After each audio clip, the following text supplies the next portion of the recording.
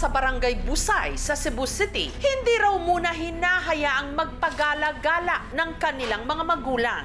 Takot lang kasi nila na ang mga batang ito matsyempuhan nang navideohan sa kanila kamakailan na higanteng ahas.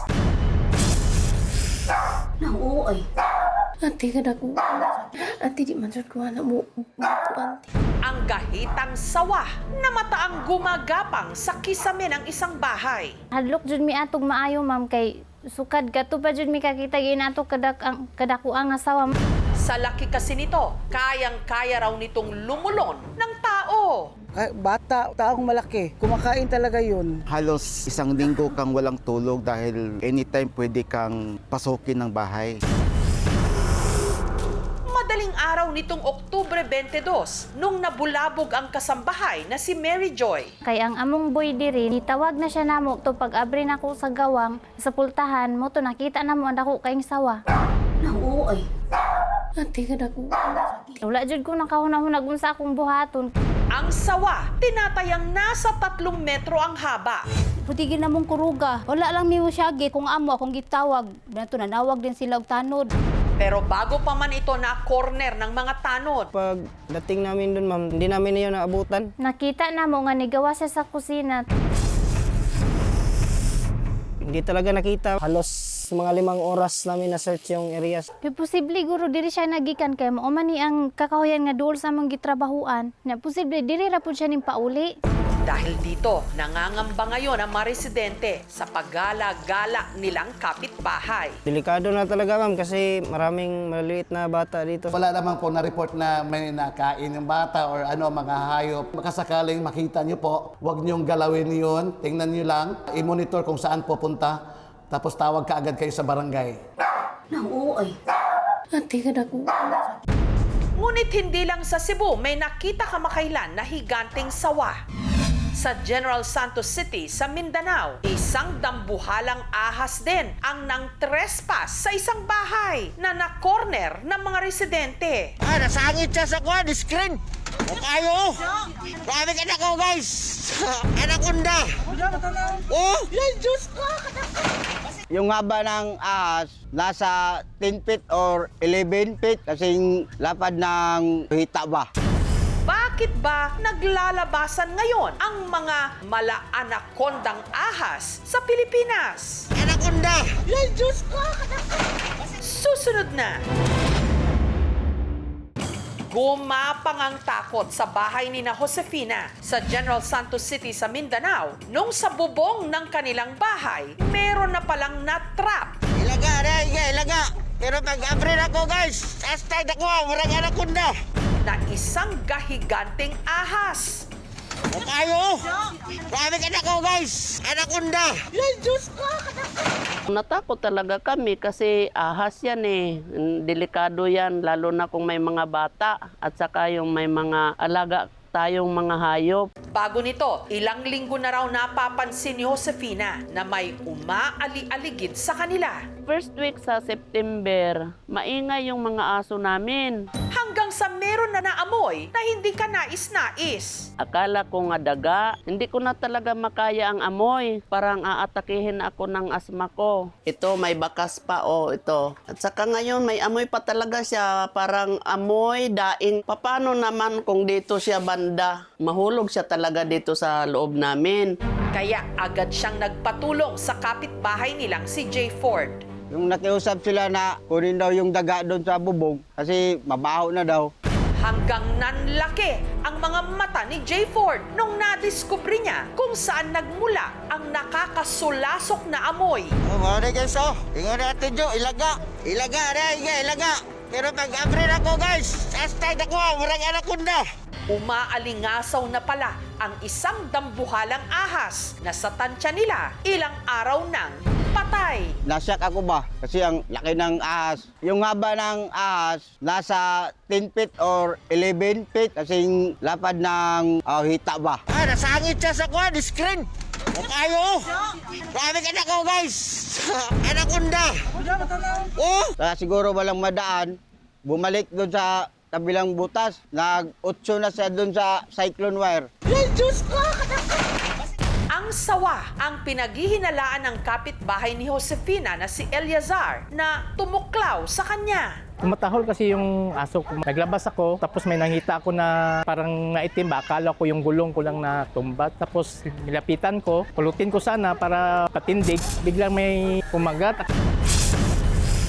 Ang kagat ng ahas, nag-iwan ng marka sa binti ni Eliazar. Pagkatapos ng kagat sa akin, nagmani talaga yung pak. Hindi sila venomous, bagkus sila constrictors. Pinipisa nila yung prey nila. In general naman, pag natuklaw tayo, it's either venomous or non-venomous, pumunta sa pinakamalapit na ospital. Kinabukasan, pina-inject ko ng antivenom. Maaring ito rin daw ang salarin kung bakit nagkakawalaan ang kanilang mga alagang hayop. Nakakain na siya kasi malaki ang tiyan niya. Kasi yung kapitbahay namin, nawalaan sila ng pusa. Manawa ko sa pusa, kita ko sa tiyan ng ahas. Hugis pusa.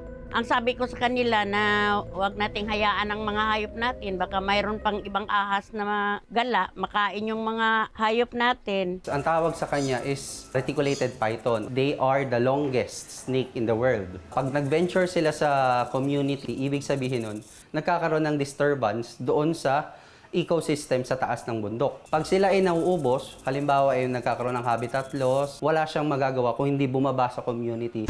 Ayo! Grabe ka na ko, guys! Anaconda! Isang factor po na tinitingnan natin is yung cleanliness po ng area natin. Kasi yung mga basura po natin is nag-a-attract po ng mga daga. And the daga is part of their diet na po. Yes, Diyos ko!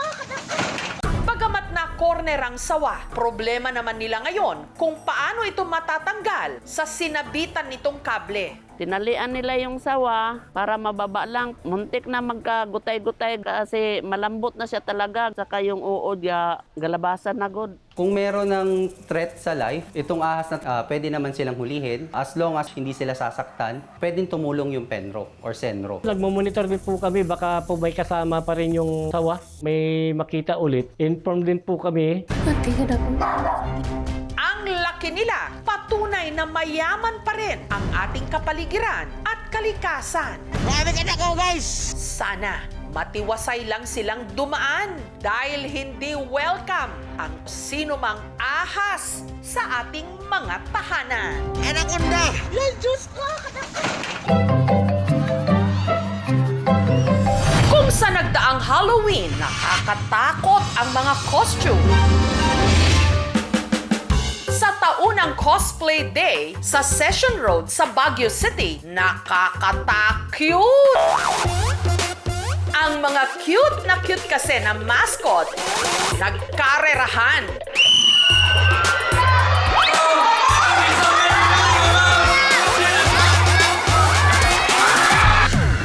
Ito ang mascot and inflatable race.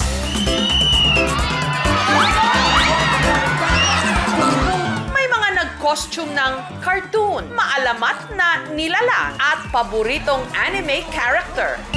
Ang race nahahati sa dalawang kategorya. Ang mascot category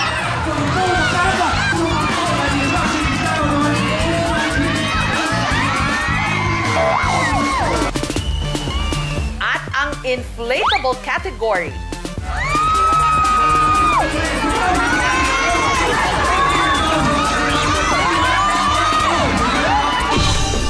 Magpapaunahan lang ang mga kalahok sa isang 20-meter obstacle course. Ang magwawagi, mag-uuwi ng trophy at tumataginting na 5,000 pesos.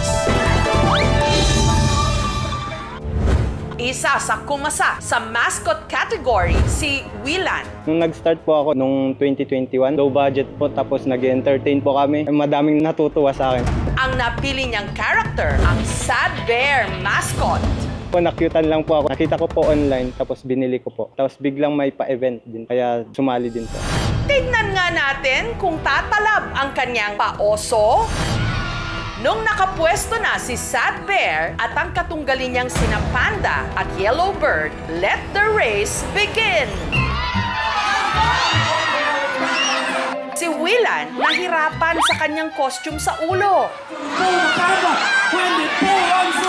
struggle ko po is di ko na makita sa butas ni Sadber kasi ang lit nito. Tapos black pa po. Ang hirap maglakad kaya sa baba po ako nakatingin. Pero hindi ito naging hadlang para siya'y makatalon, makaliyad, at manguna sa karera.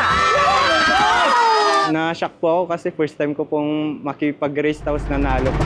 Isa pa sa kumasa sa mascot category, ang dancer at mommy of 3 na si Jelly, na ang costume si JJ ng Cocomelon. Yung mga bata kasi tagang Cocomelon sila.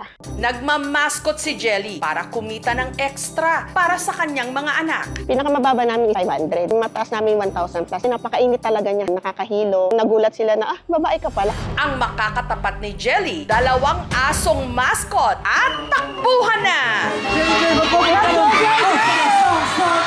Habang tumatakbo ako, baba lang talaga ako nakatingin. Hindi ko siya nakikita.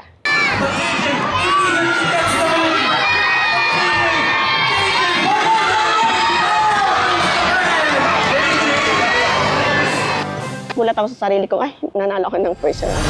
Sa tapatang Jelly versus Willan, sino kaya ang mag-uuwi ng grand prize? Puntahan muna natin ang inflatable category. Bumalik ka dito kung pagurin sarili mo. Kung saan kabilang sa mga sumali si Jethro, na 2 taon ng sideline ang pagsusuot ng inflatable costume tuwing linggo sa Session Road. Ang kita niyang 1,000 hanggang 3,000 pesos kada araw, malaking tulong daw sa kanyang gastusin sa nalalapit niyang board exam. Yung experience na rin, nag-enjoy at yun yung pinaka-award ko para sa sarili ko. Meron siyang fun guys, ito yung power source ng inflatable. Malaki yung costume kaya kailangan 2.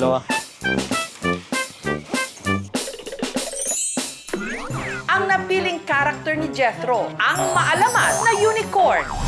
Taunang round, makakatapat ni Jethro si Godzilla at ang Pokemon na si Eevee.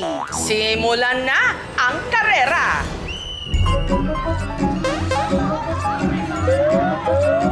Sinaktuan ko lang yung bilis ko para makita ko pa rin. Ang hirap kasi nga baka madisgrasya or... Si Godzilla, minane ang hurdle at limbo rock. Habang si Eevee naman, nadapa! Oh no! Pero si Godzilla, nahirapang kunin ang baton. Kaya naungusan siya ni Jethro. Sa round na ito, wagi si Pink Unicorn. Hindi ko naman ini-expect na mananalo rin ako. Si Eevee naman, hindi na nakabangon. Kaya to the rescue ang naka-standby na medic. Meron po kaming medical team on standby. Nagtapo po siya ng konting sugat. Recently po, nakakuha kami ng update from the family na he's doing better. Pero wag daw muna pakampante si Jethro. Dahil ang makakalaban niya sa final round, si Rymel, na inilampaso ang mga kalaban niya sa elimination round habang suot ang kanyang costume mula sa isang sikat na anime film.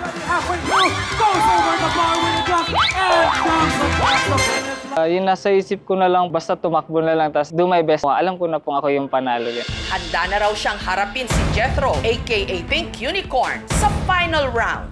May the best man win. Advantage mo na lang po is sporty ka. Sa isip ko manalo, inodo ko na yung bilis ko. Ang makakatunggali nila sa final round, isang red T-Rex.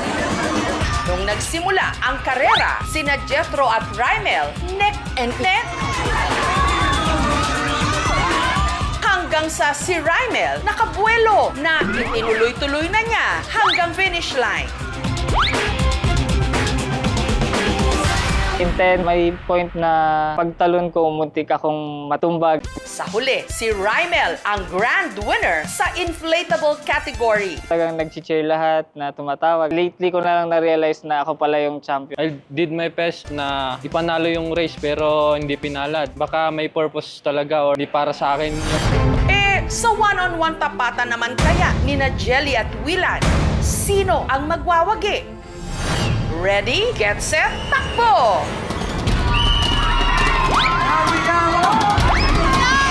Si Jelly, tila nahirapan sa limbo rock, kaya si Willan nakalamang.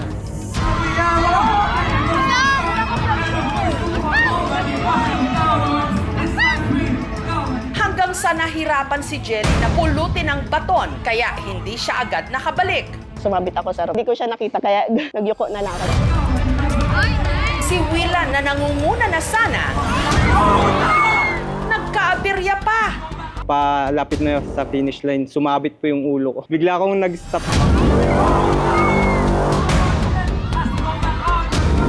Kaya binalik ko agad tapos takbo agad.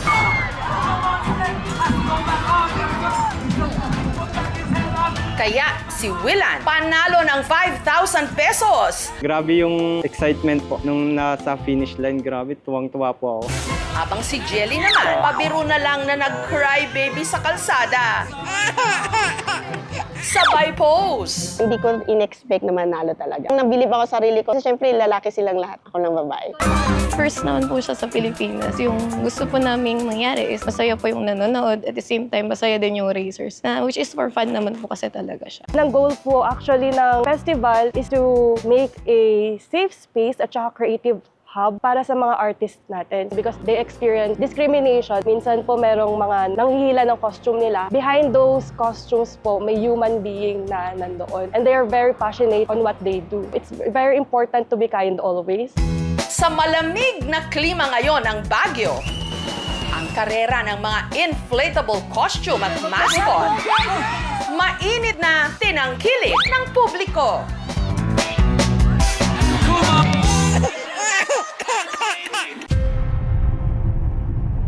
Mag-asawa sa Iloilo, pinagpapatay dahil di umano mga mangkukulam?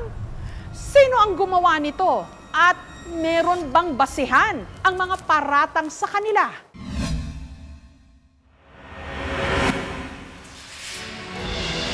Sa probinsya ng Iloilo, may isla na nababalot ng likas na ganda at hiwaga. Ito ang Isla Gigantes Sur. Pero ang katahimikan ng isla, binasag kamakailan ng mga putok ng baril. Kumitil ito sa buhay ng mag-asawang pareho ng senior citizens. Tawan yung ginimo nyo, mga mo. 4 na putok po. Sang nakahiga na po si nanay at saka si tatay, hindi po ako makagalaw kasi na-shock po ako. At ang itinuturong dahilan kung bakit pinatay ang babaeng matanda, di umano. Isa itong mangkukulam. Dahilan ng suspect is meron siyang malapit na kaibigan na namatay because of ulam. Yun yung naging itipo niya. Ang kasulod sa ilang isip, amo lang nagapon ang hiwit. Wala kami kabalo nga may pagdumot pa gali sila sa amon. Gaano katotoong ang pinatay? Nanay, tatay. May karunungang itim.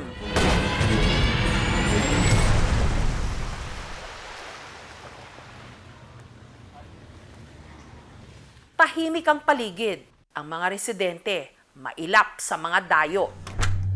Dahil sa nangyaring krimen, takot silang maglalalabas ngayon. Kahit mga bata, ma'am, natakot. Sobrang kaba dahil sa nangyari. Sa bahay na ito sa Barangay Lantangan, nakaburo lang pinaslang ng mag-asawa, sina Jesus at ang manggagamot na pinagbibintangang mangkukulam, si Violeta. Umaga nitong October 16, nakausap pa raw ni Annaliza ang kanyang ama't ina. Unang ambay sa akon na nang ding, may paguram balong mo imong mga utong nga baligya na lang nila ang balay. Nya ka hindi na kami di mag-star. Nagamba ni nanay ko nga daw ginakunul ba? Anong ko aping ya? Nga daw kaluyas ang lawas ko. Sino yan? Pasok! Alvineta, meron pong meeting sa barangay ng mga senior citizen. Pinapatawag po kayo. O sige. Sina Jesus at Violeta. Umalis ng bahay para dumalo sa isang pulong sa barangay. Pero pagdating daw ng mag-asawa sa venue, Saan yung meeting dito? Wala namang tao ah! kaya umuwi na lang ang dalawa kung saan nakasalubong pa nila ang anak nilang si Rex. Nagbili po ako ng lansang sukatan na kami ni tatay ka ni nanay sa malapit sa tulay. Ikinagulat ni Rex ang mga sumunod na nangyari.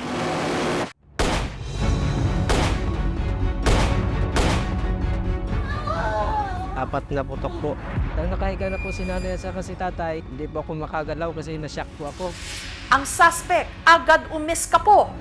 Ang pinsan ni Rex na si Alfie, hinabol pa ang salarin. Bago po ako nakarating doon sa baybayin, may kagawad. Tapos sinabihan ko po sila, kagawad, kung pwede, lahat ng barangay tawagan nyo na mayroong tao na nakabaril, nakasakay po ng pambot na kulay green. Si Annaliza na nasa trabaho nung mga oras na yon, nabalitaan ang pagpatay sa kanyang mga magulang. Niya nagibi ko. Direkta ko lagan. Daw mabuang ko, ma'am. Namangkot ako sa pakaisa ko nga wala gyud matabang. Sina Violeta at Jesus, dead on the spot. Samantala, si Alfie, tuloy sa pagtugis sa tumakas na suspect. Hindi kami makahabol, ma'am, kasi medyo malakas yung bangka niya. Pero nahuli ito sa mga nakatimbre ng pulis sa pantalan ng bayan ng Estancia. Ang suspect itago natin sa pangalang Winston na nasa kustodiya ngayon ng Carles Municipal Police Station. At nagulat sila sa ipinagtapat ng gunman. Well, ang dahilan na suspect is meron siyang malapit na kaibigan na namatay because of kulang. Yun yung naging tipo niya. Ang tinutukoy raw ng suspect na di umano ng kulang, si Violeta. Ang nanay ko, ma'am, gapamulong lang, pero wala gapang hiwit. Damo na si nanay na buligan. Hindi ko naman bato niya bintangan ng nanay ko nga hiwitan. Trabaho ni nanay, pag-ayos sa tao, hindi pagpatay. Gayunman, ang mga naulilang anak ni na Violeta, may hinala. Ang pabintang nila, ang iya-asawa, ginpahiwitan ko nun ni nanay. Ang hinihinala ni Annaliza na di umano may motibo sa pagpaslang sa kanyang mga magulang, tago natin sa pangalang Ponce.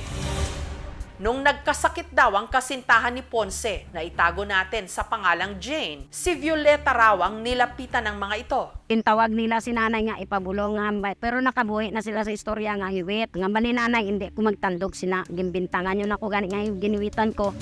Dahil di umano, sa takot daw ni Ponce na kulamin ni Violeta si Jane, ipinatawag ang matanda sa barangay para pumirma sa kasunduan na ito raw ang mananagot kung may mangyaring hindi maganda kay Jane. Nakimot siya nga may blatter sa, nga wala man sila nag-inaway. Tapos nagpermanay sila dito sa barangay, okay na. Pero lumala raw ang lagay ni Jane at sina Ponce, matindi pa rin di umano ang paniniwalang kinulam ito ni Violeta. Untaton na siya, untatan na ang pagpaubra sa akong bata. Kung ano ko nang matabo sa ila bata, may kwaon sila sa side sa akong pamilya. Kung hindi sa iya utod, sa akong ginikaan amay ko, sa akong mga utod. Ito nga raw ang dahilan kung bakit sina Jesus at Violeta binalak ng ibenta ang kanilang bahay. Hanggang nabalitaan na lang nila na ang kasintahan ni Ponce na si Jane namatay. Nagambal ini si andam-andam kamo, kay natabo na, napatay na ang asawa ni panago na lang kamo, nga amo na ngambal. Sa kabila nito, nalaman nilang ang ikinamatay talaga ni Jane, cancer. Ay siyempre nabalaan na namon ang ilang result. So, nagkalma-kalma kami, nagpasalamat kami sila nga nabalaan nila. Taabi namon okay na, wala kami kabalo nga pagdungot pa sila. Ang gasulod sa ilang nga isip, amo lang nagapon ang ulam. Baton ko nga kalunusan kami, gakagutuman kami, pero hindi namon mabaton nga kami gapamatay tao. Dapat yung sensya o yung modern medicine yung dapat paniwalaan natin at hindi yung pagkakaalam natin sa kulam. Sa pananaw ng mga doktor, wala pa talagang basihan ang mga kulam na scientific. Kung tayo po ay may nararamdaman, sumangguni po tayo sa doktor para ma-diagnose at malaman kung ano po ang ating sakit. Tawan yung ginimo nyo, mga mo.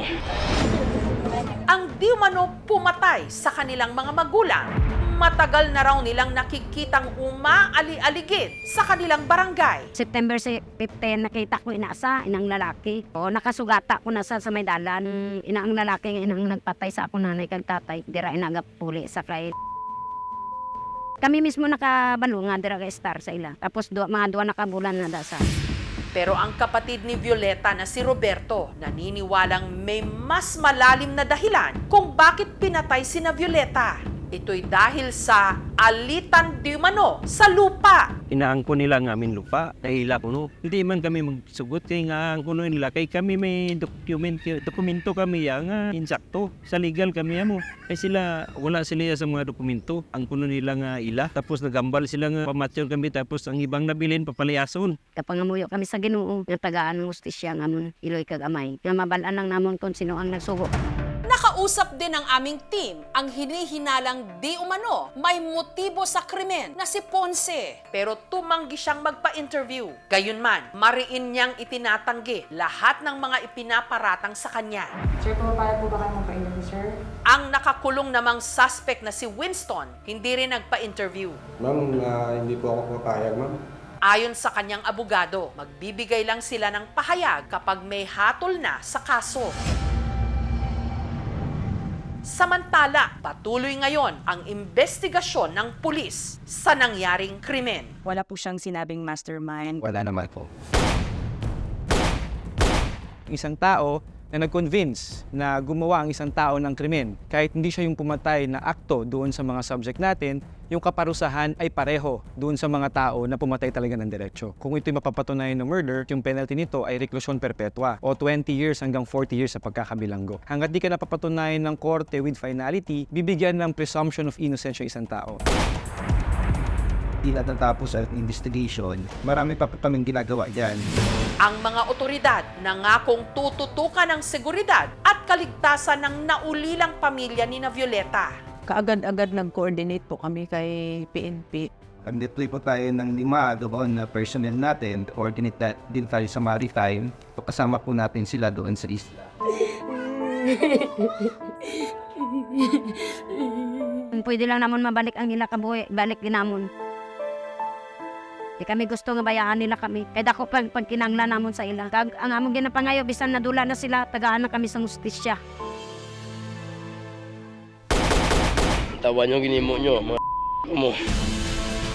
Hindi lang marami ang namamatay sa maling akala. Marami rin ang napapatay. Sana umiral ang kapangyarihan ng batas at ang katarungan.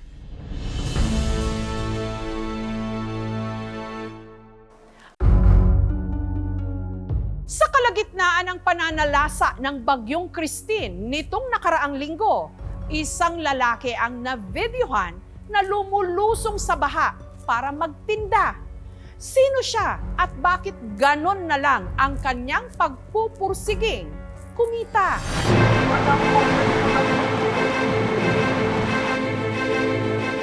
Sa gitna ng pananalasa ng Bagyong Christine nitong nakaraang linggo, na-videohan ang tinderong ito. Buong tapang na sinusuong ang gabewang na baha. Nilalabanan ang malakas na bugso ng hangin habang pasan-pasan ang isang salakbit laman ang tinda niyang mga kakanin. Nakakatakot po yung ganong sitwasyon. Wala agad-agad makakatulong sa kanila. Talagang lumalaban siya kasi wala siyang pagkakakitaan kundi yun lamang. Pilit ka rin bang lumalaban ng patas sa kabila ng mga unos ng buhay?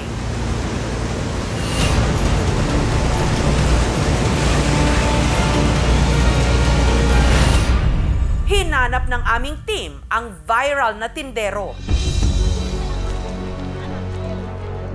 Base sa nakalap naming lead, siya'y taga Calamba sa Laguna. Kilala niyo po yung nandito po sa video?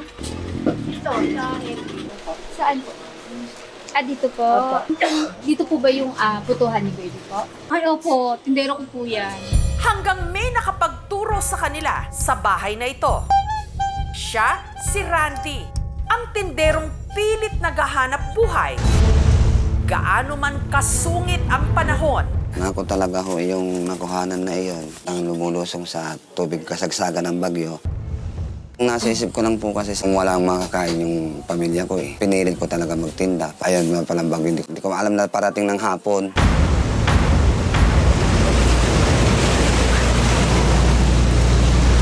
ayaw daw talagang pagtindahin ni Jovemy ang kanyang mister nung araw na yon, lalo't masama ang panahon. Pero naging mapilit daw ito. Sabi niya, wala tayong kakainin pag hindi ako lumabas. Sabi ko, basta ingat lang sa pagtitinda.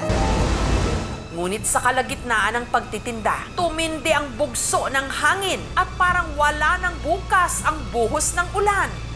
Yan lagayan kong huyan eh. Nakabalanggot sa akin.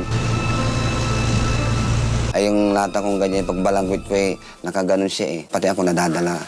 Nakahawak lang ko sa bakod na may bakal. Napasigaw din sila dun Hindi ko man nararamdaman na sa paglalakad ko malayo na pala. Dami ko nang dinaan ng baha. Ang hirap maglakad. Pag malalim, tapos nakachinelas ka. Ang hirap at may natama pa sa ilalim mga kasama sa tubig na may bato, may kahoy.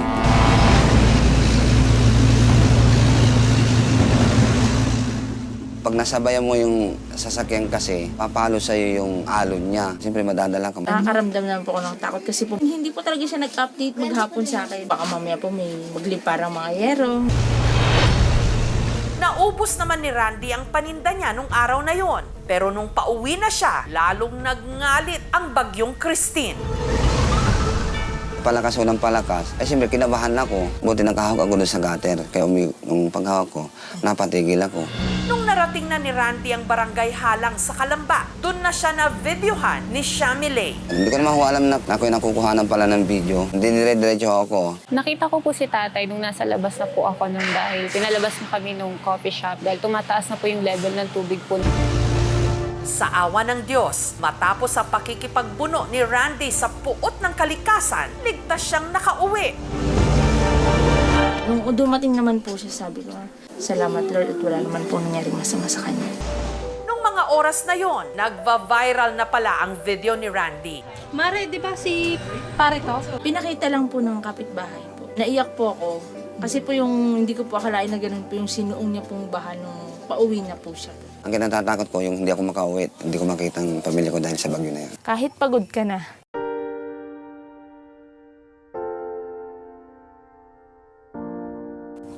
Sorry lang po. Okay lang, sige.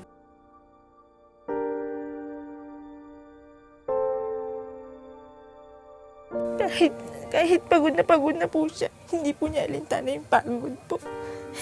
Para lang po, maibigay po, ma-provide po yung needs namin sa araw-araw po.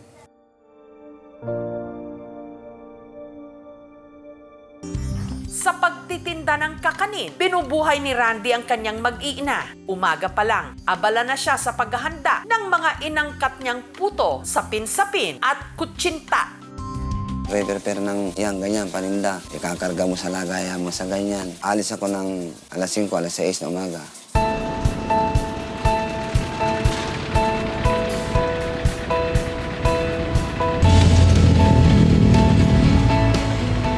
Pagkababa niya ng jeep, umpisa na ng isang napakahabang araw. Ikot-ikot lang doon, nag-aalok-alok sa mga, minsan estudyante, minsan bahay-bahay.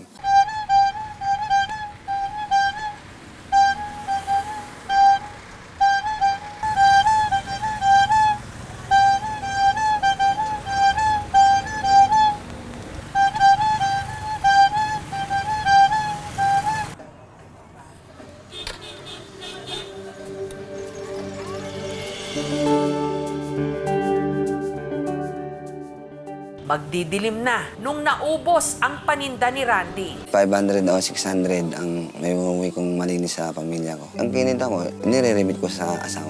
Bibili po siya ng mga pang-ulam. Siyempre, kuryente, tubig, baon. Pero sa totoo, sadyang hindi sapat ho yun kasi biglang may gagastos siya sa school.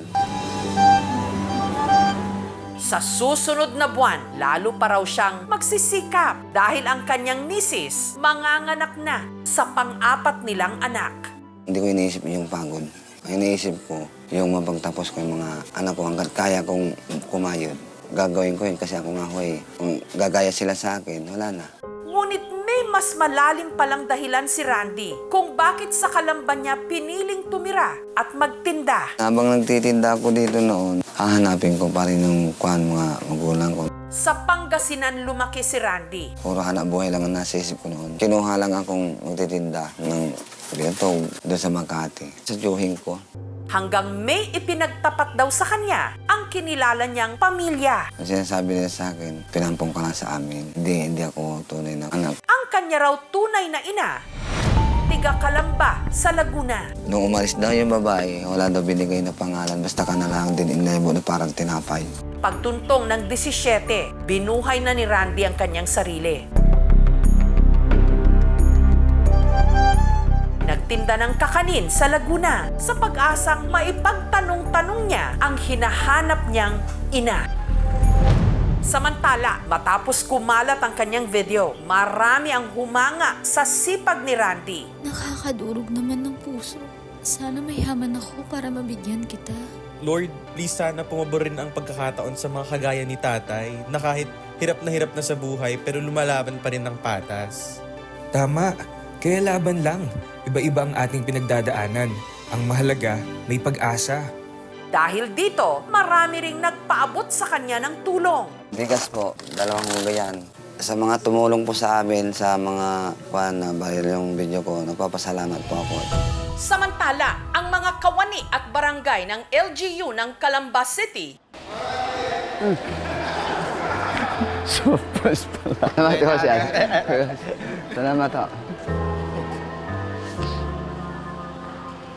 Nagbigay rin ng bigas, groceries at ilang gamit sa bahay, pati na scholarship para sa kanyang mga anak. Hindi naman handang kasi yung baha-baha sa akin eh. Basta gusto ko lang talaga maghanap buhay para sa pamilya. Hindi na pwede patamad-tamad, may palabas na uli na isa eh. Kung may pinagkakautangan daw si Randy ng loob sa natatanggap niya ngayong mga biyaya, walang iba kundi ang kumuha ng video, si Shamile, na nitong Biyernes nakilala na niya ng personal. Ako po yung nag-upload nung video po ninyo. Sobra po akong naghangap po sa inyo nung nakita ko po kayo. That's the least thing I can do po. Kaya masaya rin po ako dahil marami po kayong natatanggap na tulong sa maraming tao po ngayon. Maraming salamat daw kundi dahil sa iyo. Hindi mangyayari sa aming buhay itong ganito. Hindi man po ito kalakihan pero sana po makatulong pa rin po ito sa inyo. Maraming salamat daw sa amin. Pero kung may labis daw na magpapasaya kay Randy, yun ay ang makilala at makita na niya ang tunay niyang ina. Nitong Biyernes, binisita si Randy ng kanyang kinikilalang ama, si Tatay Andoy. Kumusta ka na? Okay lang na. Gabi ka na raw lagi na ipagtinda eh. Matumal ko kasi kaya ginagabi. Si Randy, sinubukang tanungin ang kanyang Tatay Andoy tungkol sa pagkatao ng tunay niyang ina. Kitatanong sana ako yung nanay ko, gano'n. Sino talaga. Basta sabi niya sa akin kung gusto ko raw ng bata, ikaw ngayon. Sabi ko, oo. Binigay sa akin ngayon. Yung pagkabigay sa akin, ibinito sa kitang ospital. Hindi niyo na alam ang pangalan. Wala na, pagdating nun, umuwi na. Umuwi na. Walang pagkakakilala. Balita ko yung lugar yun, hindi ko alam kung Mindoro o Kalipon. Wala na. Hindi ko na kilala yun. Masakit din sa akin na sasabihin kung hindi ko ito tunay na anak eh. Siyempre sa akin sa lumaki na eh. Para sa akin talaga, talagang anak ko na siya. Hindi ko naman sila tunay na dugo. Nagpapasalamat ako, nabigyan ako sa buhay. Kundi dahil sa kanila, hindi ako naging tao. Sana may tutulong sa akin na hanapin ko yung tunay kong magulang. May kanya-kanya tayong hinaharap na unos sa buhay. Ngunit tandaan, hindi laging masama ang panahon. Sisikat at sisikat din ang araw. At si Randy, maasa na sa tulong ng mga nakapanood o makakapanood pa ng kanyang kwento, balang araw, makikilala rin niya ang tunay niyang ina.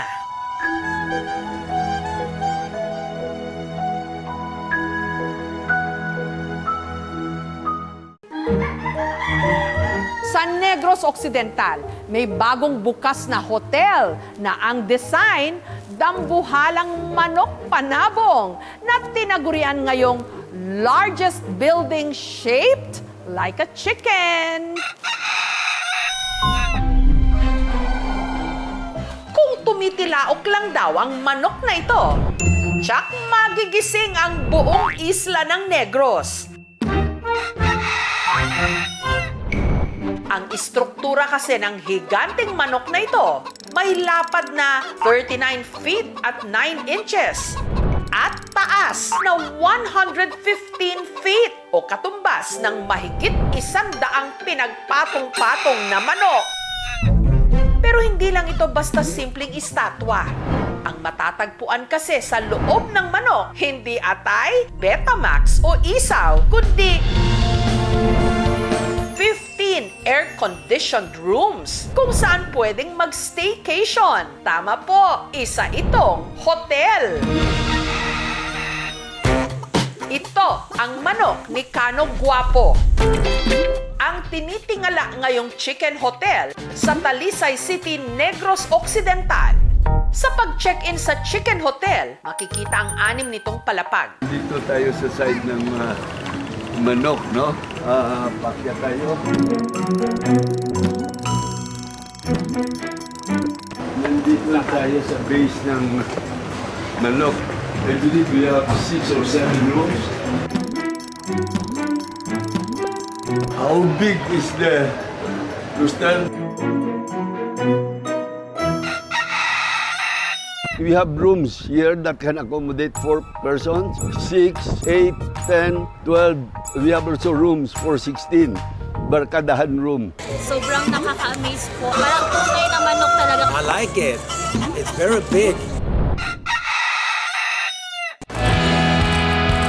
Hindi lang daw world class ang chicken hotel, world record holder din. Thank you.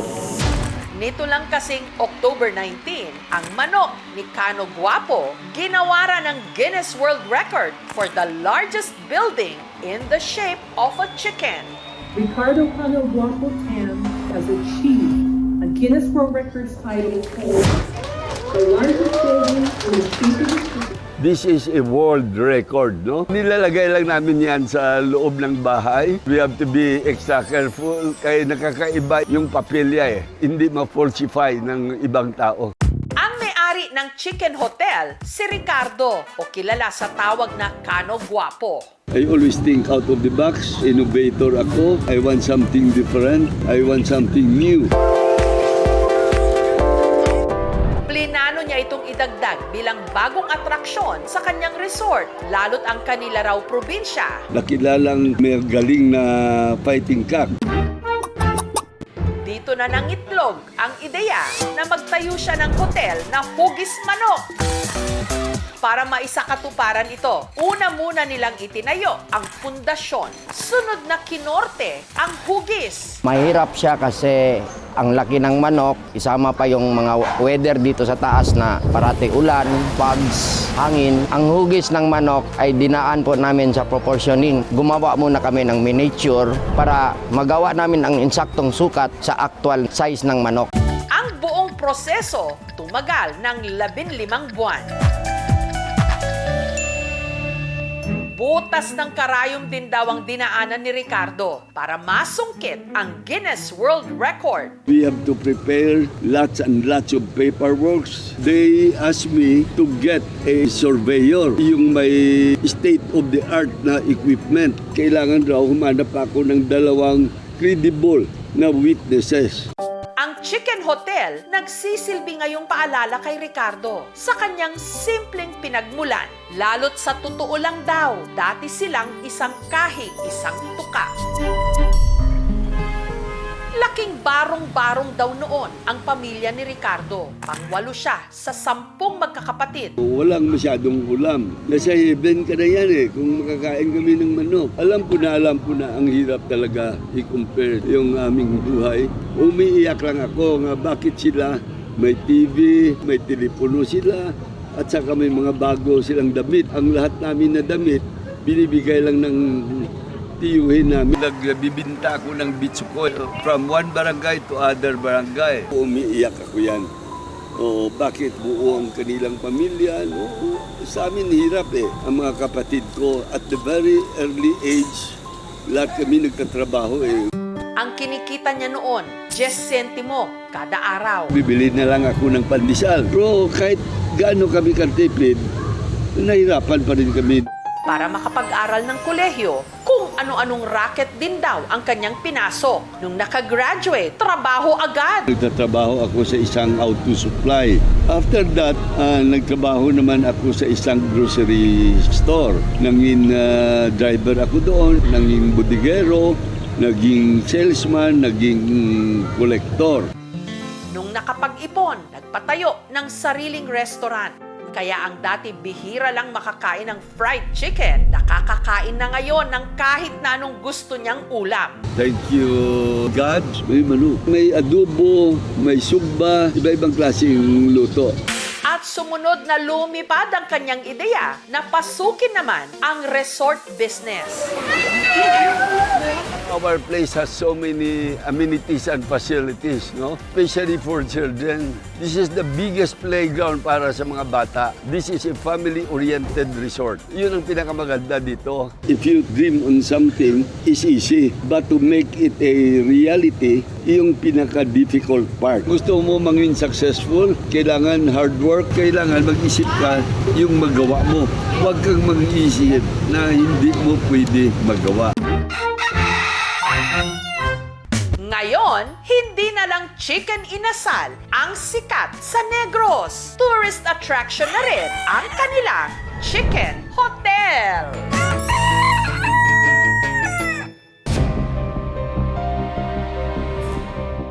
Today we're going back to the mountain. We're gonna be swimming again. What a beautiful place. Ito ang kadalasang content ng American national na si Elliot Eastman sa kanyang vlogs. These coral reefs are beautiful. Kung gaano kasimple, kasaya at kapayapa ang buhay niya sa probinsya ng Zamboanga del Norte sa Mindanao kasama ang kanyang asawang Pilipina. Kabayan, siya po yung aking asawa. Siya Ari. You want a Filipina girl? Look, my husband, he's using my makeup. Look at that. Pero ang tahimik nilang pagsasama, nabulabog. Nung si Elliot, dinukot ng mga lalaki sa sarili pa man din nilang tahanan. Pinaghahanap ng mga otoridad ang Amerikanong dinukot umano ng mga armadong lalaki na nagpakilalang pulis sa Zamboanga del Norte. Wala talaga siyang gawin dito. Mabait yung Amerikano na yun. Baka kinindam siya na maraming siyang pera, isipin nila kasi foreigner yun. I'm from the US, but I'm living here in the Philippines and I'm starting business. Ano nga ba ang tunay na motibo sa sinasabing pagkidnap o pagdukot sa American vlogger? I'm scared. Dito sa Sibuco, Zamboanga del Norte nakatira ang pamilya ng misis ni Elliot, si Carisha. Simula nung pumutok ang balita sa pagkakakidnap sa kanyang mister, naging ilag siya na magpa-interview sa media. Pero sa linggong ito, eksklusibo siyang nagpaunlak ng panayam sa KMJS. Kwento ni Carisha, tulog na raw sila pasado alas 11 ng gabi nitong October 17. Nung nagising sila sa putok ng baril sa labas ng kanilang bahay. May narinig po yung nanay ko na tumuktok pa siya. Hindi man kami nag-open ng door, sinipa nila. Pumasok sila agad doon. Nagulat man kami bakit anong nangyari. Lumabas kami, tapos tinutukan na kami ng baril. Ang mga suspect nagpakilala raw na mga pulis. Sabi nila, ito, nagbebenta to ng shabu. Tapos yung nanay ko, hinawakan siya. Sabi niya, Sir, ano po ang kasalanan ng anak ko? Nagsalita na sila, saan yung American? Siya yung nagdadala dito ng shabu. Kaya tindog nila ako bihayan, diyan nila ako mondon. Halawang, sinbilikan. Siyuntok na hindi magtuoy, inugangan ko. Ibang pagyan ko, ayaw! O sinugangan ko nakagwa, nagtimbak pa. Panganal ko, matawang ko inugangan ko. Yapas ko siya. Ay, kuya, butan inugangan ko. Ang sugatang si Elliot, isinakay daw sa bangka. Hindi ko na talaga masyadong nakita kasi yung mga armadong lalaki, sinira nila yung ilaw namin dyan sa labas. Sa mga nagdaang taon, peaceful po yung munisipyo ng Sibuco. Nang nagkaroon ng abduction po dito, yung mga civilian dito, maaga pa, wala nang lumalabas. Doon sa lugar mismo na napangyarihan ng abduction po, may mga tanod akong nakapost doon. Pero natatakot siguro kasi may mga putukan na nangyayari. Back here at the home. Taga Vermont sa Amerika, ang 26 anyos na si Elliot O'Neill Eastman. Ayon sa kwento niya kay Carisha, nagtrabaho siya noon bilang delivery rider. Taong 2023 nung pumunta ito sa Pilipinas para magbakasyon at para makipagkita sa nauna niyang nakarelasyon na nakatira sa Zamboanga City. Pero dahil naging komplikado raw ang relasyon na yun ni Elliot, Kalaunan, umuwi siya ng Amerika. Nagkakilala yan kami dahil sa isang tao po na dinala siya doon sa bukid namin. Nag-chat ako, sabi ko gusto lang namin malaman kung nakauwi na kayo ng maayos. Sagot niya po, nandito na po ako sa bahay namin. Thank you sa pag-ask. Next morning, nakita ko na may chat na siya sa akin. Madami-dami na yung chat niya, tapos nagsabi na ako sa kanya, ikaw may jowa ka. At ayoko po magalit yung jowa niyo sa akin. Ang sabi niya po sa akin, huwag kang mag-alala kasi sinabihan ko na siya. Ayoko pong makipag-away sa ibang tao dahil lang sa isang lalaki. Ang madalas nilang pagchat-chat ni Carisha naging daan para sila'y nagkamabutihan. Tinanong niya ako kung pwede daw yung mag-live-in. Ang sabi ko, sa rules po ng Muslim, hindi pwede ang mag-live-in. Dapat pakasalan muna. Nagtanong siya sa akin, magkano yung dowry sa Muslim? Tapos ang sabi ko, sir, hindi ako makasagot niyan. Kung gusto mo mag-usap sa magulang ko, pwede naman. Kalaunan, bumalik ng Cebuco si Elliot at June 23, ikinasal sila ni Carisha. Maayos naman daw ang kanilang pagsasama.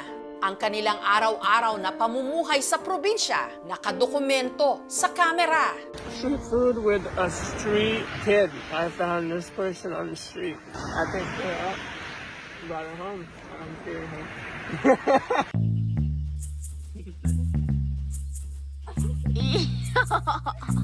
Happy relationship po kami. Maalaga din siya. Kung may problema, magtanong din siya para malinawan yung lahat. Ayaw niya kasi yung parang mag-away-away. Check out my store, you guys. It's my business. See, it's pretty nice. And then the Wi-Fi and the solar, I think I spent a total like 130K or something. Bukod sa kita sa pagva-vlog, si Elliot nakapagtayo ng sari-sari store, pandagdag sa kanilang income na mag-asawa. I can't make as much money here as I can in the US, but it's, it's just for fun. I get to stay here with my wife.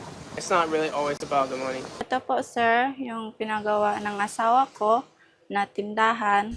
Pero dahil banyaga o foreigner ang kanyang nakatuluyan, si Carisha hindi raw nakaligtas sa makakating dila. May nabasa ko, sabi nila, ay, ang pangit-pangit ng asawa, ang gwapo ng Amerikano, bakit nagkagusto sa kanya? Sabi lang sa akin ng asawa ko, huwag kang mag-overthink. Kung ano ikaw, yung nagustuhan ko. Kahit foreigner siya, hindi po pera ang habol ko sa kanya. Ilang araw bago ang nangyaring pagkidnap kay Elliot, sa kanyang vlog, parang may pahiwatig na raw ito tungkol sa kanyang seguridad. I've been staying in this area for so long to the point where I don't even know if people like me anymore. Maybe they want bad things to happen to me now. People coming here to tell my family that there's people that want to kidnap me or they're threatening to kidnap me. Hindi po kami nagsabi sa kanya na may kukuha sa'yo. Mag-advise lang na huwag siya masyadong maglakad mag-isa kasi mahilig man yun siya maglakad-lakad saan-saan. I don't really know like what would happen. Somebody did try to come here and kidnap me, right? Would the neighbors help me or would they just sit there and watch? Even last night, I'm scared a little bit. Hanggang sa nangyari na nga ang kanilang kinatatakutan. Wala po akong alam kung may galit man sa amin or may inggit. Yung asawa ko, friendly talaga siya. Wala po kaming pinag-awayan. Kaya wala raw silang ideya kung ano talaga ang dahilan ng pagdukot kay Elliot. Bakit nila gagawin ganun? Ang asawa ko, oo, foreigner siya, pero hindi po siya mayaman. I'm scared. Samantala, ang PNP sa Cebuco, mariing pinabulaanan na sangkot sila sa pagdukot kay Elliot. We are aware that the suspect introduced themselves as they have operation against Elliot for drugs. But it was already cleared that there was no legitimate operations from any government or any law enforcement in the area against Elliot. It was already confirmed that he also doesn't have any drugs record in the area. Agad daw silang nagsagawa ng investigasyon. Hanggang nitong October 27, sumuko sa mga otoridad ang isa sa mga suspect na naging daan para sumurrender ang dalawa pa nitong kasama. Meron na tayong 8 na identified suspects. Yung 3 ay nasa custody na ng task force. Yung 5 po yung hinahanap pa ng ating authorities. Base sa tala ng PNP, dati na raw talagang may criminal records ang mga suspect. But we don't have actual demand as of this time from the abductors to the family nor to the authorities. Tikom din ang bibig ng mga suspect kung nasaan na si Elliot at higit sa lahat kung buhay pa ito. Ang dami hong nagtitip sa atin. Lahat po yun ay bini-verify ho talaga natin. As of today, we still do not have any proof of life when it comes to Mr. Isman. We are hopeful na makukuha natin siya at maibabalik natin sa kanyang pamilya. Samantala, hindi pa rin daw nakikipag-ugnayan kina Carisha ang pamilya ni Elliot sa Amerika. Ang FBI o ang Federal Bureau of Investigation ng Amerika nakipag-ugnayan na kay Carisha. We work closely with local authorities as they carry out their search efforts, and we make every effort to keep lines of communication open with families. The Department of State has no higher priority than the welfare and safety of U.S. citizens abroad. Naglaan na rin ng ₱250,000 reward money ang mga otoridad sa sino mang makapagtuturo sa kinaroroonan ni Elliot. Maghingi ako tulong sa inyo, ikabalik ang ugangan ko. Sana buhay pa siyang ugangan ko. Please lang po. It's one of the best feelings in the world being on a motor in the province in the Philippines. Sa mga nakalipas na taon, parami ng parami ang mga dayuhang vlogger na dito sa Pilipinas na piling manirahan. Sa kanilang mga vlog, ipinapahayag nilang nabighani sila sa ganda ng ating bansa. What a beautiful place. Those coral reefs are beautiful. Buong mundo ngayon nakatutok kung paano mareresolba ang kasong ito. Kung ang Pilipinas ba ay maituturing na ligtas at payapa, hindi lang para sa mga banyaga, kundi para sa ating lahat. Kabayan, siya po ay aking asawa. Social Ari.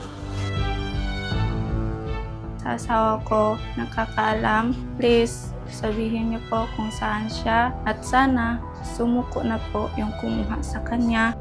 Hello, honey. I wish you came home safely. I miss you so much. Please come home already.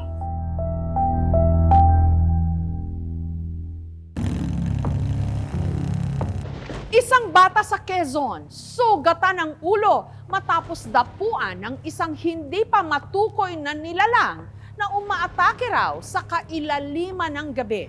Ang tanong, isa ba itong killer ibon o ang kinatatakutan nilang di umano aswang? May pakpak ang balita.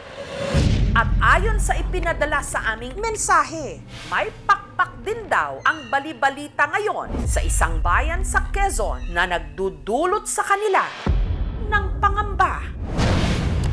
Good evening po, Ma'am Jessica. May problema dito sa aming lugar tungkol sa isang ibon na nangdadagit, bumabaon ng kanyang kuko sa ulo at leeg kung saan tinamaan. Pag-atake po ng ibon ay bigla na lang lumilipad ng mataas at hindi na nakikita. Marami pong makapagbibigay ng pahayag at nakaranas sa pag-atake ng isinasabing ibon na ito.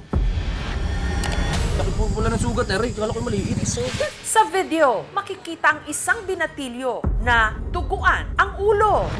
Dahil tungkol ito sa kaligtasan ng publiko, bumiyahe ang aming team sa kalsadang ito sa bayan ng Unisan sa probinsya ng Quezon, kung saan madalas daw nagaganap ang pag-atake. Ang kahabaan ng kalsada na kung tawagin ng mga residente, busay, napapalibutan ng mga nagtatayugang puno. Mukhang tahimik at payapa. Pero pagkagat ng dilim, may naghahasik daw rito ng lagim. Tuwing gabi lang po talaga siya umaatake. Nag-aalangan po kami dumaan, lalo na tigit ay kung gabi. Isa sa mga nag-aalangan ng dumaan dito tuwing gabi, ang binatilyong si Jack Jack. Siya ang nasa ipinadala sa aming video na nadali kamakailan ng kinatatakutan nilang malaking ibon. Nasa labas po ako ng gabing yan dahil mahuli ako ng gagamba. Kasama ko po yung tito ko, sakay po ako ng motor. Nang walang ano-ano, Nang bumulos ng ibon, bigla lang po akong kinalmo. Masakit po dugo yung ulo ko. Sina Jack agad kumaripas ng takbo at nagtago sa isang kalapit na bahay. Malaki talaga, malaki ibon. Laki po pula ng sugat, Eric. Kala ko maliit. Sugat. Nasaan yung ay oo nga. Simula ma'am nung inatake siya ng ibon, hanggang ngayon pinagbabala ko na siyang lumabas. Hindi na po ako dumadaan sa nangyari dahil gawa po ng trauma at sa takot. Ang higanting ibon nagagalit daw sa sinumang babasag sa katahimikan ng gabi sa Busay. Ang madalas daw pinupuntirya ang mga dumadaang nakamotor katulad ni MJ. Nung gabi po na yun, nagpa-park lang po ako ng motor. Pagkatalikod ko po, may kumalmot bigla sa likod ko. Diyan po siya bumaba. Padiretso baba po siya diyan sa lakas po ng bulusok niya po. Nakabuka po yung pakpakat kung hanggang saan ko po hanggang dito ko po. Dito po sa baywang. Ito po yung mga natamo ko po nung gabi na yun. Mga 8 pong kalmot po yung tamo ko po. Ito po yung damit na suot ko po nung nadali po ako. Talagang matutulis po yung kuko niya kasi po nabutas po yung damit ko nun. At ang umaatake raw sa Busay, hindi hamak na mas malaki kumpara sa ordinaryong ibon. Madali rin daw itong masilaw sa liwanag. Kaya nung minsang bumiyahe ang magbabarkadang Ana at Nicole na may dalang flashlight, bigla-bigla na lang daw silang inatake nito. May gumanon po sa akin. Eh di ako po yung nagulat. Eh hagis ko na po yung hawak ko. Nangatumba na po kami sa motor. Sa sobrang gulat ko nga po. Pagtingin ko po sa itaas, ayun siya! Nandun po siya, hindi ako po iyak na iyak. Na feeling ko po isusugudin ulit. Dating po namin sa bahay, parang nahapdi na po yung ganito ko. Pagtingin niya po, sobrang laki ng sugat. May mga dot-dot po na 3. Dumugo po siya. Bale, ang tusik niya po ay 6. Dito po, tas dito po sa may pababa po, tas hanggang dito daw. Makirot po. Gusto man daw nilang iwasan ang kalsada kung saan umaatake ang kinatatakutang ibon. Wala naman daw silang ibang alternatibong ruta. Dito po sa sangang ito, dito ko po talaga nakita yung ibon. Light brown po. Parang may dark po yung kanyang pakpak. At hindi raw yun ang huling beses na nakainkwentro nila ang misteryosong ibon. Pagdating po namin dyan sa Busay, naglilingon-lingon si Nicole. Sinabi niya po sa akin, nakita na daw niya. Tapos nagulat na lang po kami, biglang pumagaspas na lang po sa bag niya. May kabigatan at kalakihan po talaga yung ibon. Nandun po siya sa talagang liblib po, yung wala po talaga masyadong nada. Pag nakatalikod na sa kanya, saka po siya susugod. Kalimitan po ay every Wednesday po talaga siya nalabas. 9 po talaga kalimitan. Pakiramdam nila, hindi lang daw iisa ang umaataking ibon sa kanilang bayan. Feeling ko po magkakaiba po talaga sila. Nung kami lang pong dalawa ni ate, maliit pa po nun pero nung kami pong talagang dalawa na ni Angel, sobrang laki na po talaga niya. Ang mga residente ng barangay na sakop ang Busay, naaalarma na sa sunod-sunod na ulat tungkol sa misteryosong ibon. Kaya lumapit na sila sa aming programa. Ang nais ko lang, maliwanagan kami na ano ba talaga yung umatake sa aming lugar na ito na hindi masugpo-sugpo bakit palagi siyang umatake. Wala ng sugat, Eric. At dahil hindi raw gawain ng pangkaraniwan na ibon ang mang-atake ng tao, at ngayon din lang daw sila nakaranas ng ganon ka-agresibong ibon, idagdag pang hindi ordinaryo ang laki nito. Ang suspetsa tuloy ng mga taga rito, hindi ito basta-bastang ibon. Naniniwala po ako na ito pa ay aswang. Kasi po malakas po siyang umatake. Sa palagay ko po, ma'am, ay aswang. Kung yun man ay ibon, dapat pag isang niya sa tao, umalis na siya. Ang mga residente tuloy, nagkakatakutan na. May pagkakataon po na ayaw na namin dumaan tuwing gabi sa may Busay. Bago pa lang po kami papasok ay talagang kami po ay naninervyos na. Para subukang matunton ang kinaroroonan ng kinatatakutang malaking ibon, naglibot ang aming team sa kagubatan sa palibot ng Busay kasama ang isang mananambal o folk healer. Tinungo nila ang isang puno na malapit sa isang kuweba na pinaniniwala ang tirahan ng umaataking ibon na naghahasik ngayon ng takot sa bayan.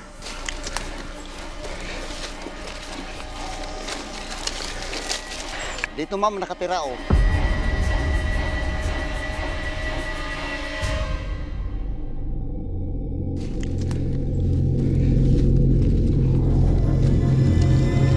Hanggang sa meron silang napansing kakaibang bakas ng paa.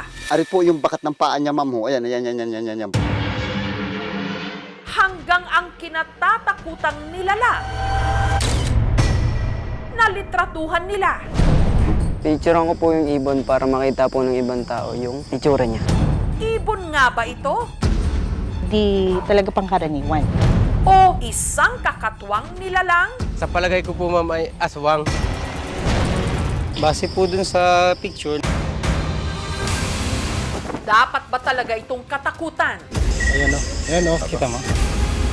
Ang pagpapatuloy ng investigasyon sa nangangalmot at umaataking lumilipad na misteryosong nilalang sa isang bayan sa Quezon sa aming pagbabalik. Wala ng sugat, Eric. Kala ko maliit. Pumapagaspas ngayon ang takot sa bayan ng Unisan sa Quezon Province. Sa kailaliman kasi ng gabi, may lumilipad na nilalang na umaatake raw sa mga motorista.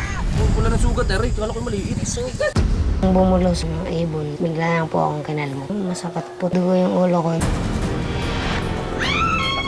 Sobrang laki na po talaga niya. Ang mga nabiktima umabot na ng mahigit 20. Sa palagay ko po ma'am ay aswang. Kung yun man ay ibon, dapat pag isang niya sa tao, umalis na siya.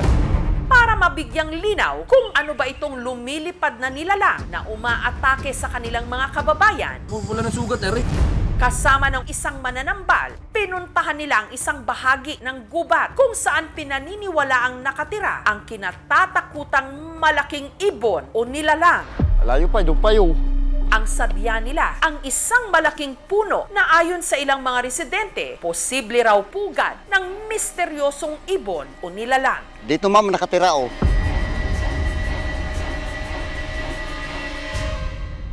Doon siya nakasiksik ko.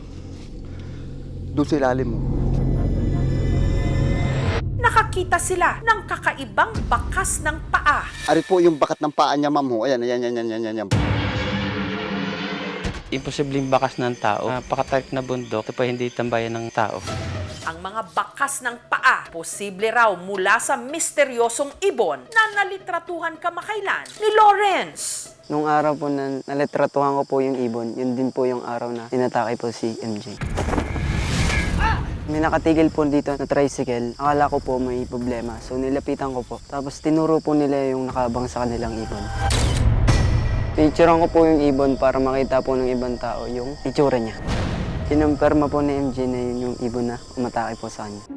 Titigang mabuti, nakadapo ito sa sanga ng isang puno habang ang mata nito parang nagliliwanag sa dilim. Malaki po siya, nasa alating dipa po. Kulay brown po siya. Medyo yellow po yung kulay ng mata. Hindi po yan edit kasi hindi po ako maalam mag-edit ng professional litrato. Pero ito na nga ba ang ibong nanggagambala sa mga tiga-Unisan? Ang mga kawani ng City Environment and Natural Resources Office ng Tayabas at ng Municipal Environment and Natural Resources Office ng Unisan sa Quezon Province nagsagawa ng sariling investigasyon. Ayan o, kita mo. Yan po ba yun? Ayon sa kanilang mga nakalap na impormasyon at base sa larawan ng nalitratuhang nilalang, ang umaatake sa mga motorista, hindi misteryosong nilalang o aswang, kundi posibleng isang klase ng ibon na kung tawagin, Philippine Eagle Owl. Kapag siya ay threatened, possible po na umatake. Gawa din po nung sa ingay, nadidisturb sila. And then yung sa light nga, feel nila na threat sila. So, umatake po sila. Kailangan lang po natin wag silang gambalain, patayin, hantingin. Initial lang po ito. Kailangan pa po tayo magsagawa ng further investigation. Mas gagaan ang pakiramdam ko na nalaman ko na ibon yung... Maniniwala naman po ako pero iba pa rin po yung sa toong paniniwala kasi po ako yung nakaranas. Kasi itong aswang parang parte ng ating kaalamang bayan. Sa cautionary tale na dapat din ay huwag kang lalabas-labas basta sa dilim kasi it might lead you to death. Hindi sapat pa sa akin ang mga sinasabi nila sa bakas ng malaking ibon. Kung malaking ibon po ito, sana meron silang nakikita mga balahibo man lang sa paligiran nito. Pwede, indikasyon dahil sa malaking bato na naitabi. pinalagay na street light ay bali 4 po. Nagpaparubing po ako ng mga barangay tanod. Sa kadiliman, anumang lumilipad na nilalang na bigla na lang umaatake mula sa kawalan at nang iiwan ng mga biktimang duguan. Wala na sugat, Eric. Talagang maghahasik ng takot, magpapalipad sa napakalikot na imahinasyon. Thank you for watching, mga kapuso. Kung nagustuhan niyo po ang videong ito, subscribe na sa GMA Public Affairs YouTube channel. And don't forget to hit the bell button for our latest updates.